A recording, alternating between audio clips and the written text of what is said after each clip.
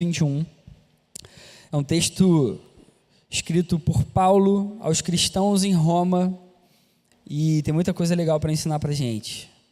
Espero que você saia daqui com o coração mais próximo de Deus, com mais vontade de viver para a glória dEle e debaixo da graça dEle. Amém? Romanos 2, 21. Vamos fazer uma oração e depois a gente lê. Senhor, obrigado mais uma vez pela Tua presença aqui no nosso meio. Obrigado porque você é o Deus a quem a gente quer adorar, Senhor. Você é o único Deus. A gente crê com todo o nosso coração que você é o Deus criador de todas as coisas, dos céus, da terra, dos mares, de tudo que existe. Você é o dono de toda a criação e da nossa vida, Senhor. Obrigado porque você um dia revelou a sua verdade para cada um de nós, revelou a verdade da sua palavra e ela transformou completamente a nossa vida. Hoje a gente entende o propósito pelo qual a gente vive, o motivo pelo qual a gente vive. E, Senhor, nessa noite a gente quer ouvir a Tua voz mais uma vez, Senhor. Limpa o nosso coração, tira dos nossos olhos toda a escama, Senhor. Tudo que atrapalha a gente de Te enxergar, de ouvir mesmo aquilo que você tem para dizer para cada um de nós. Fala ao nosso coração, trata a nossa vida, Senhor, a vida de cada um de nós que está aqui essa noite e que a gente saia daqui realmente transformado pela Tua palavra, no nome de Jesus, Senhor. Amém. Amém. Romanos capítulo 2, verso 21. Vamos lá.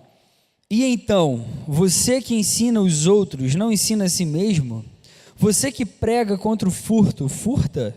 Você que diz que não se deve adulterar, adultera? Você que detesta ídolos, rouba-lhes os templos? Você que se orgulha da lei, desonra a Deus, desobedecendo a lei? Pois como está escrito, o nome de Deus é blasfemado entre os gentios por causa de vocês. Isso é uma referência ao texto de Isaías 52. A circuncisão tem valor se você obedece à lei, mas se você desobedece à lei, a sua circuncisão já se tornou incircuncisão. Se aqueles que não são circuncidados obedecem aos preceitos da lei, não serão eles considerados circuncidados? Aquele que não é circuncidado fisicamente, mas obedece à lei, condenará você que, tendo a lei escrita e a circuncisão, é transgressor da lei. Não é judeu quem o é apenas exteriormente, nem é circuncisão a que é meramente exterior e física, não. Judeu é quem o é interiormente, e circuncisão é operada no coração, pelo Espírito, e não pela lei escrita. Para estes, o louvor não provém dos homens, mas de Deus. Amém? Esse é um texto muito profundo, e tem muita coisa para ensinar para a gente. Vou falar um pouquinho aqui do contexto da carta dos Romanos, tá? Romanos foi escrita por Paulo para um grupo de crentes que vivia em Roma, a maioria de gentios, beleza?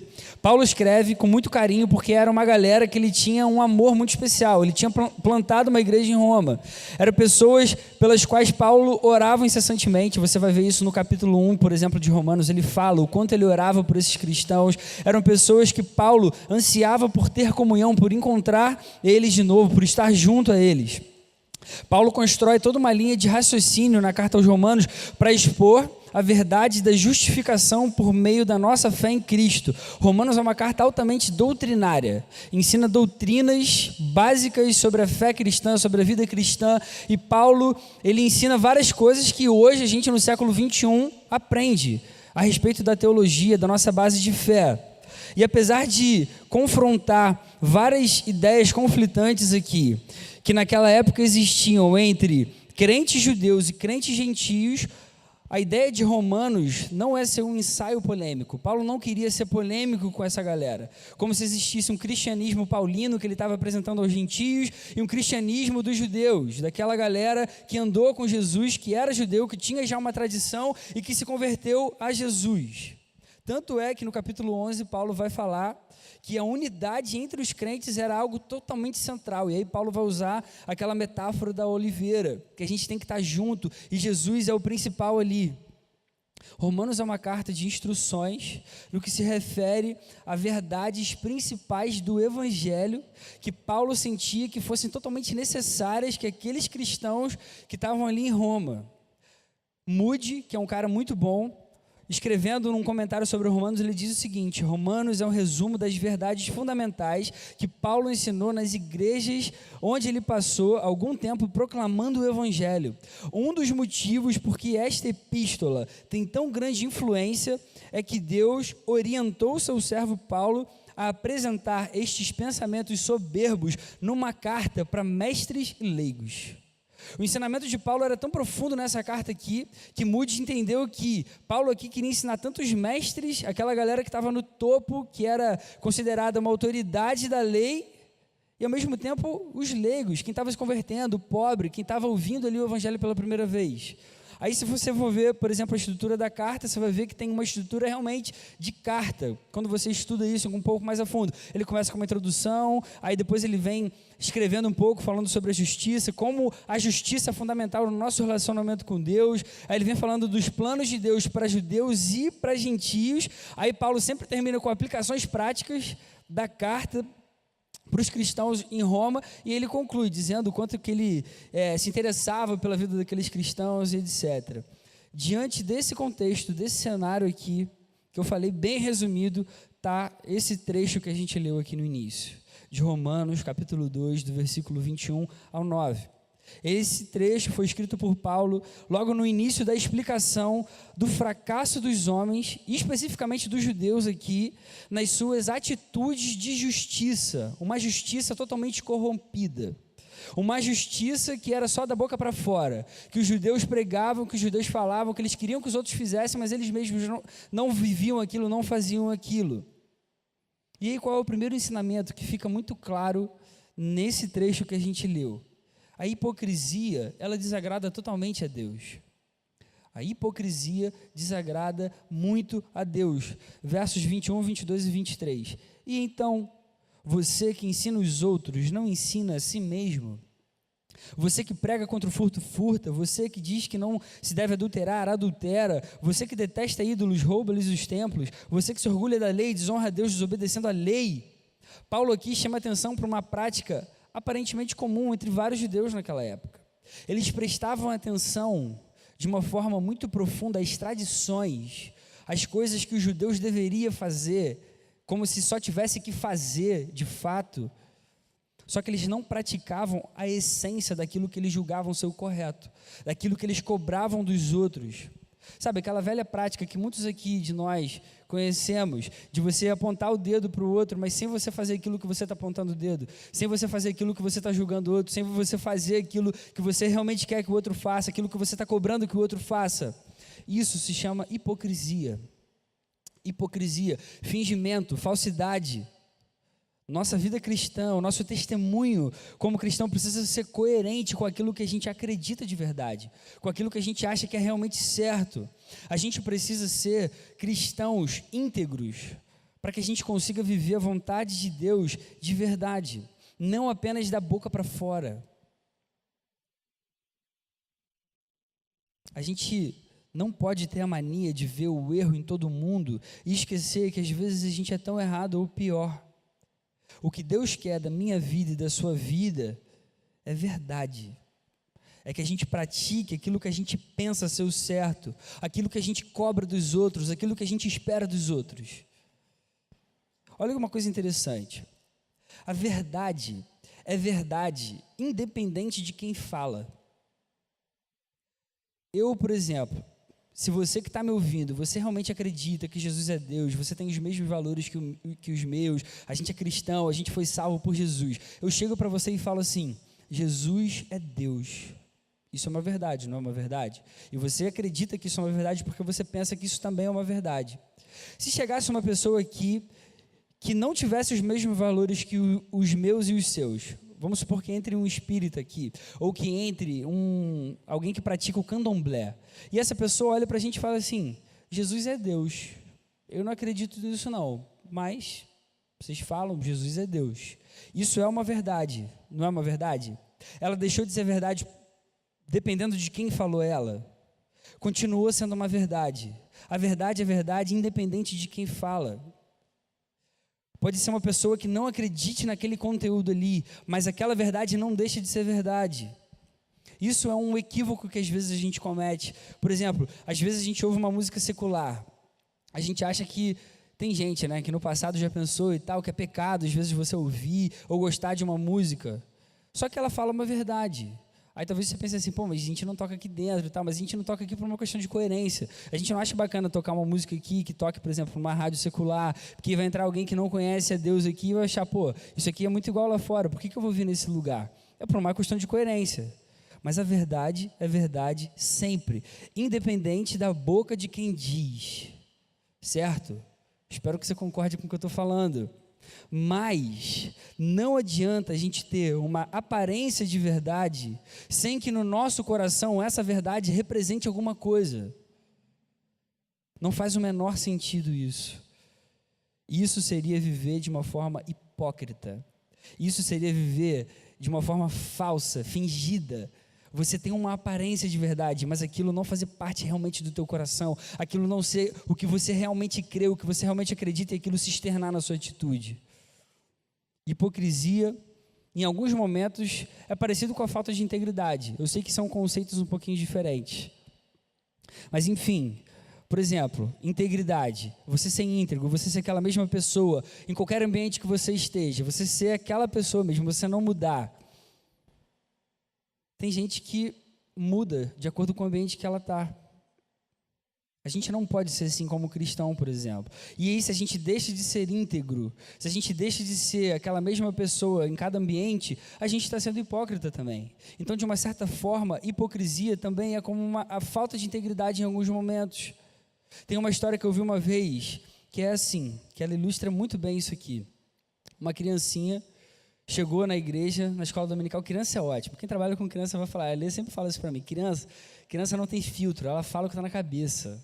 Então a criancinha chegou numa aula de escola dominical e ela falou para um professor, para alguém, essa história, enfim, ficou conhecida num tempo. Ela falou assim: eu adoro vir para a igreja. E o pai dela era pastor.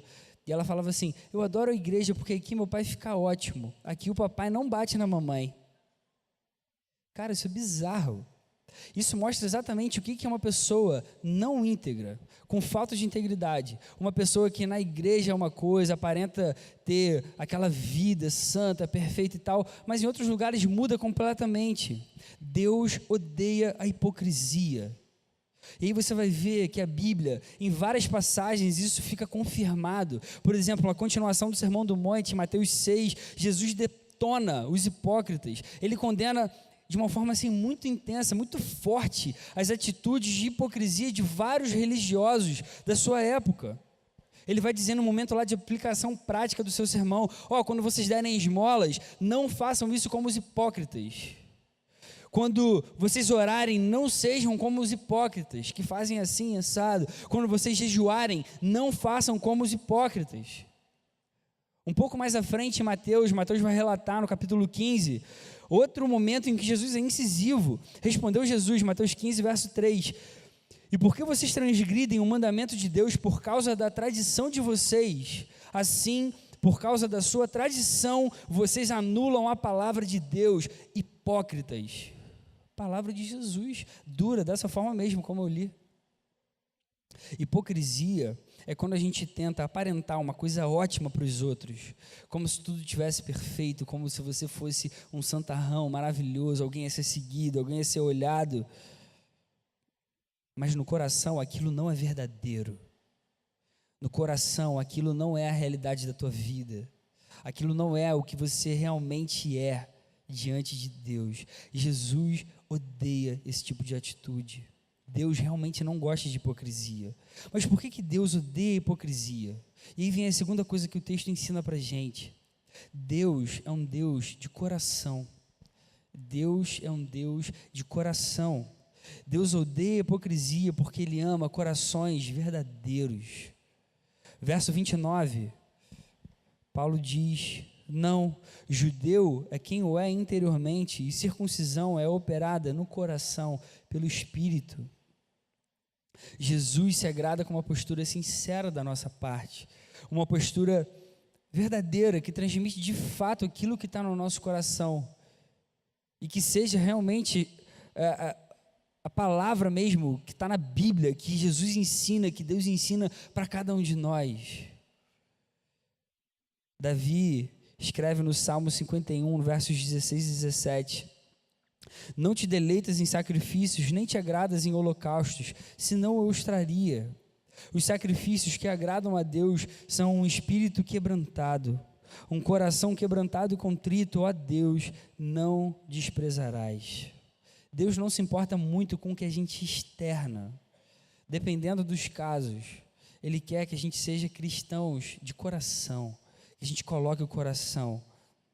É óbvio que a gente, como cristão, a gente tem que se preocupar, sim, com as nossas atitudes, com as consequências dela, como que as pessoas vão olhar para a gente e vão, às vezes, ver a gente como um cristão ou não. É óbvio que a gente tem que se importar com isso. Mas quando a gente passa a ser crentes de coração, a nossa integridade, ela se torna real, ela se torna verdadeira. A gente passa a verdade para o mundo, a verdade que o mundo precisa viver, que o mundo precisa aprender. E eu vou além, eu diria que a gente não é só verdadeiro e íntegro apenas quando as nossas atitudes refletem o real sentimento dos nossos corações, mas a gente é verdadeiro e íntegro quando a gente faz a vontade de Deus com todo o coração, porque só em Deus a gente encontra a verdadeira identidade da nossa vida, e isso permite a gente viver plenamente com real sentido. Eu não sei se você conseguiu captar a profundidade do que eu falei, e isso é muito lindo, mas eu vou ilustrar de uma forma. Eu vivi isso há um tempo atrás. Eu estava no meu primeiro ano, lá no Abel, e eu tinha um amigo lá que não era cristão. E nessa época eu estava tendo as minhas primeiras experiências com Deus, totalmente apaixonado, buscava todos os dias, eu queria só isso para a minha vida, eu só pensava em como eu ia buscar Deus e tal.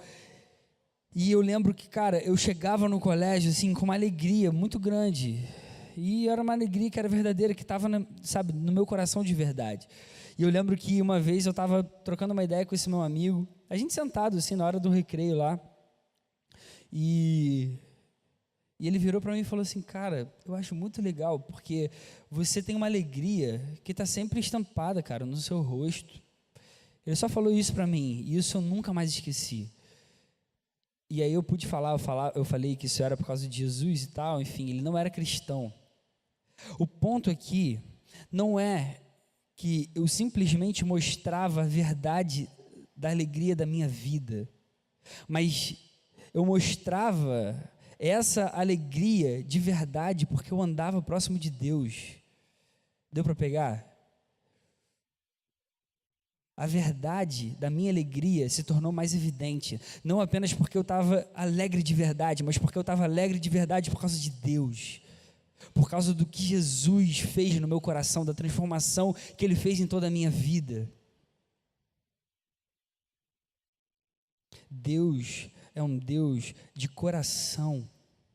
Quando a gente passa a viver isso de verdade, as verdades de Deus, a gente se torna mais íntegro do que uma pessoa íntegra que não conhece a Deus. É isso que eu estou querendo dizer. Um outro exemplo a gente pode ver na Bíblia, a prostituta Raabe, lá no livro de Josué.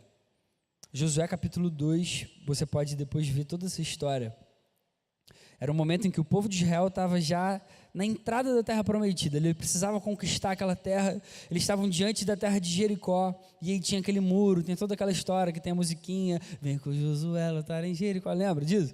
Dessa história, exatamente nesse momento, antes mesmo do povo entrar, Josué mandou 2 espiões para invadirem a terra, para eles trazerem um relatório a respeito daquela terra ali, e aí esses 2 espiões se esconderam na casa dessa prostituta, da Raabe, e aí algumas pessoas desse povo de Jericó que estavam lá, tinham avisado ao rei de Jericó que alguns israelitas tinham ido espionar a terra, e aí o rei manda uma mensagem para que a Raabe entregue esses 2 espiões de Israel, mas ela mente para essas pessoas que foram atrás, e despista esses perseguidores de Jericó. A real intenção aqui de Raabe era salvar a vida desses espiões. Para Deus, essa atitude de salvar 2 servos dele teve mais importância do que a mentira que ela contou para despistar. Ela não morre quando Israel invade Jericó. Além disso, ela entra na linhagem de Davi e de Jesus. Isso porque Jesus se importa com o nosso coração, com a real intenção dele.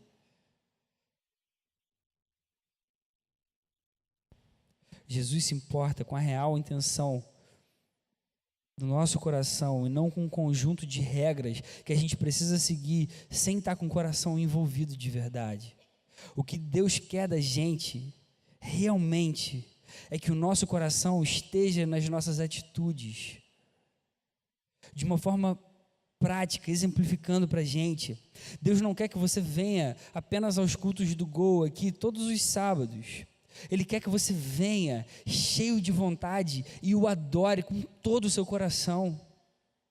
Essa é a ideia. Deus não quer que você apenas participe de uma célula, como se fosse um membro, e toda semana você vai lá porque você tem que ir lá. Deus quer que você participe de uma forma intensa, e isso contribua no seu processo de santificação. Ele quer que você coloque coração na sua atitude. Ele não quer que você pare apenas para orar alguns minutos do seu dia, porque a gente aprendeu que isso é importante e a gente tem que fazer isso. Ele quer que você se derrame na presença dele. Ele não quer que você simplesmente cante músicas aqui como a gente canta, de uma forma legal, de uma forma forte e tal. Ele quer que você acredite no que você está cantando, que você creia de verdade. É isso. O que importa é o coração. Deus é um Deus de coração. E a última coisa que esse texto ensina, Paulo no finalzinho do trecho, ele fala, para estes que vivem de coração, o louvor não provém dos homens, mas de Deus. Existe uma grande recompensa para os que são verdadeiros, para os que são íntegros de verdade.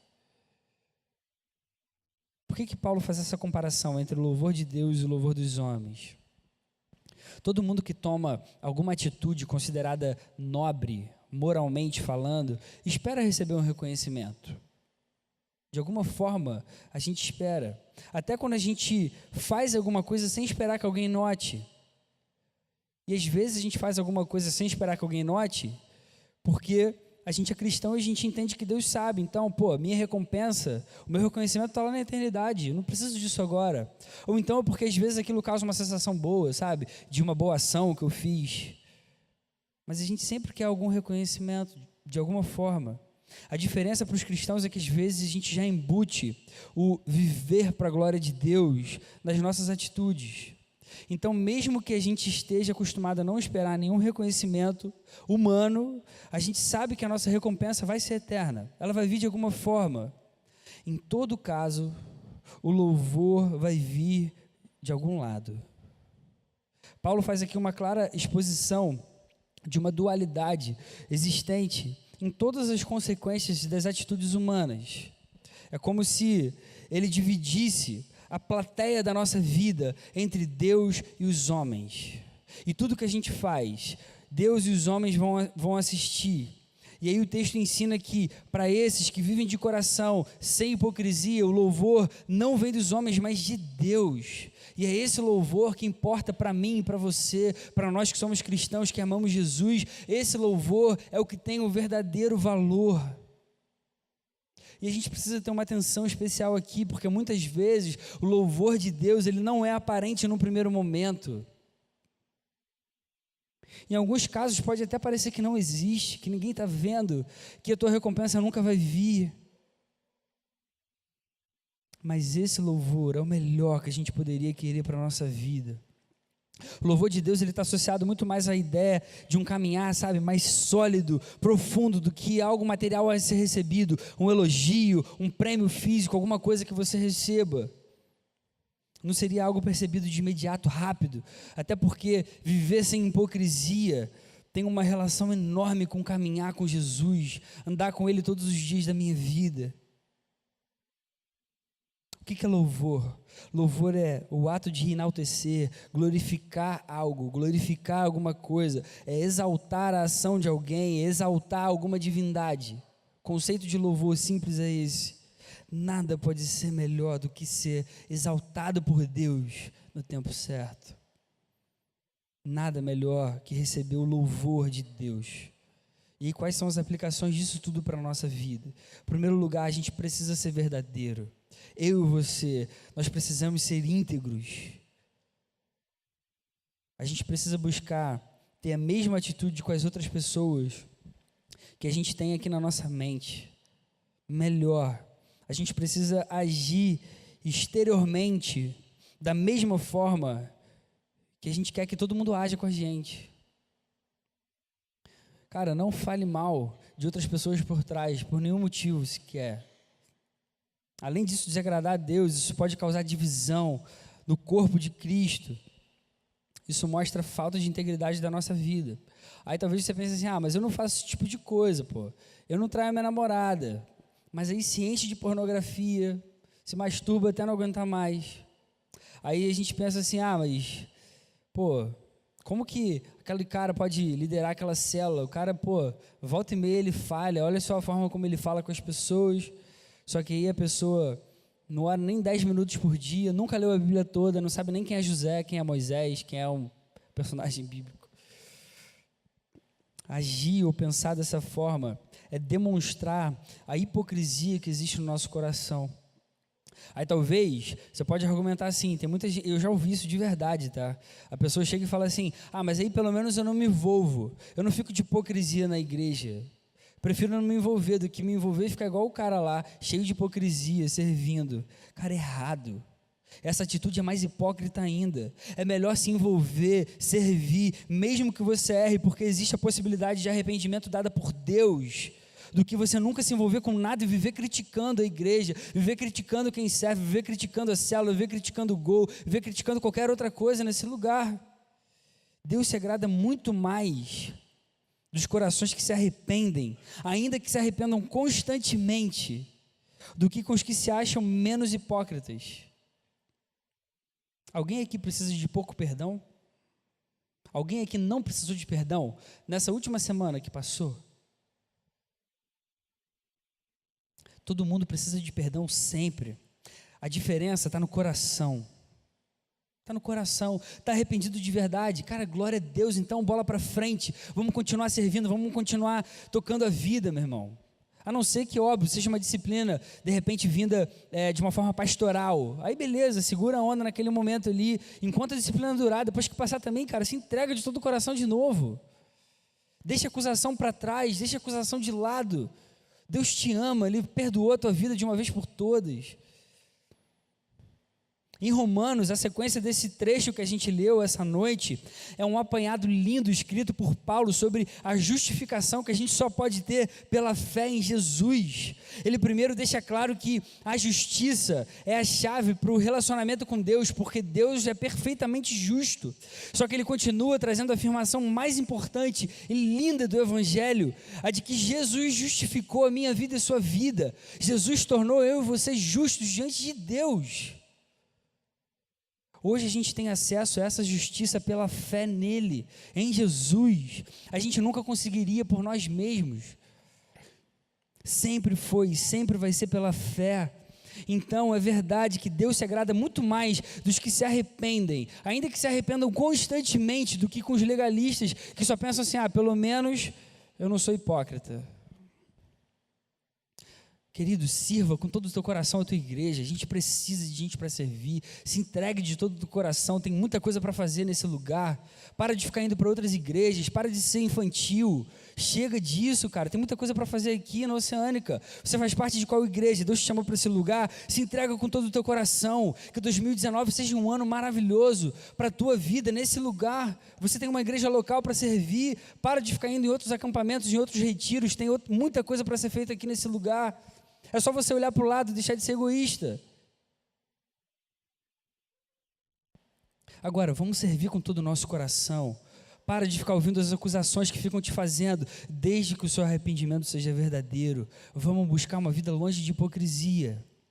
E a segunda aplicação prática para a nossa vida, a gente precisa ser cristãos de coração. Isso é uma consequência da primeira aplicação. Além da gente ser verdadeiro, a gente precisa ser cristãos de coração. Você às vezes tem aquela crise, sabe? De pensar assim, será que eu estou realmente agradando a Deus? eu tenho o maior medo às vezes, sabe, de fazer tal coisa e desagradar a Deus. Eu quero muito viver diante dEle, eu quero muito agradar o coração dEle. Se você realmente ora antes de tomar as decisões que você toma na sua vida, antes de agir em determinadas situações, se você tem um real desejo de agradar o coração de Deus, se você faz um esforço real para viver em santidade, querido, Deus sabe. Então se acalma, se alegre na presença dEle, Ele sabe disso. Qual é a sua real intenção? É agradar a Deus de verdade. Isso é viver de coração. Deus sabe, Deus conhece os nossos desejos mais profundos, Ele conhece as nossas vontades mais profundas. Pode ter certeza que Ele sabe, Ele conhece a intenção mais profunda do nosso coração. Pode viver despreocupado daqui para frente. É pelo que Jesus fez na cruz. Eu e você podemos viver de coração agora.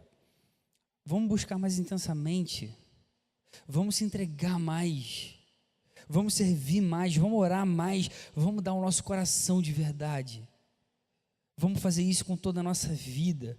A gente precisa ser cristão de coração, crente de coração, pessoas que amam Jesus de verdade, que colocam o coração nas atitudes.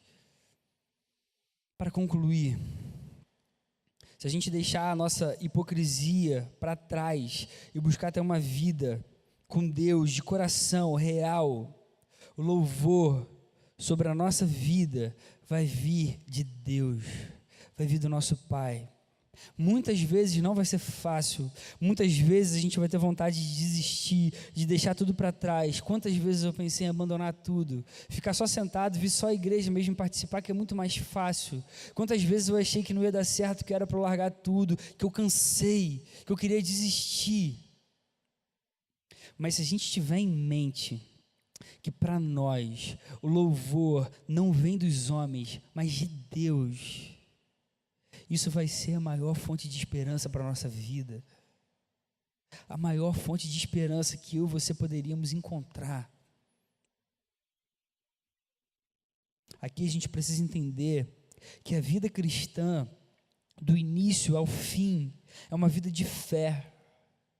E é uma vida de fé em todos os sentidos. A gente não usa a fé só para pensar na nossa salvação, só para crer na existência de Jesus. A gente usa a fé também nos momentos de dificuldade. A gente usa a fé também nos momentos de desânimo. A gente usa a fé também nos momentos que a gente precisa caminhar, nos momentos que a gente canta os louvores, nos momentos que a gente está aqui, nos momentos de alegria e de tristeza. Ainda que venham as dificuldades, a gente não pode deixar essa verdade esquecida. É pela fé e só pela fé. Nesses momentos a fé tem que se tornar mais evidente para fortalecer a nossa caminhada.